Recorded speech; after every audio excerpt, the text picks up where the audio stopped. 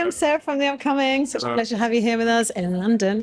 Nadia was saying that she wanted to recreate the experience of reading Walter Mosley's book for the screen rather than just doing straight up adaptation. Mm-hmm. What really excited you about her vision, and where did you start from? Did you start from the book? Did you start from the script? No, actually, I didn't start from the book. I know there were some very specific things in the book that Ricky goes through that wasn't going to be happening in the film.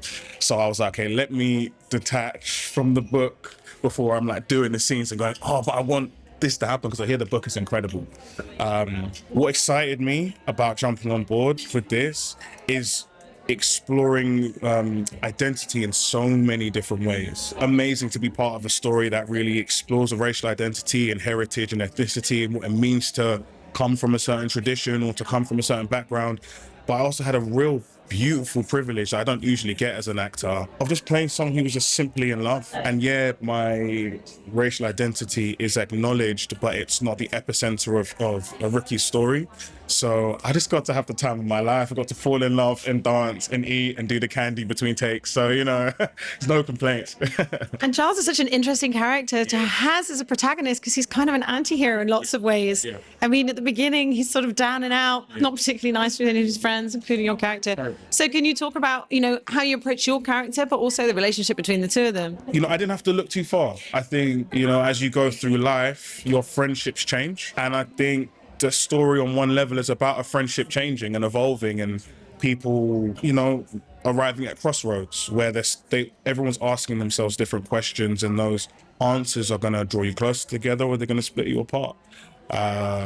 Charles is reckoning with a lot of things that he hasn't shared with his community and the people that love him, whilst Ricky's reckoning with new feelings and new experiences, and those things are naturally just splitting them apart. I don't think it's a reflection of whether they love each other. I just think it's more indication that they're on separate paths. And that's okay, because that happens sometimes in life, right?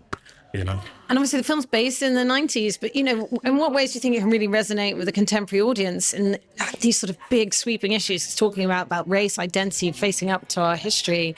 But on the other hand, you know, it's one of these really tense thrillers where you can kind of go along for the ride. So it's maybe two levels to read it on. How do you think people are going to feel when they come out, and what do you want them to take away? I want people to take away that your relationships are really a reflection of your inner life. I think the basement level of the film is what's going on for Charles internally, and above ground is what's going on externally.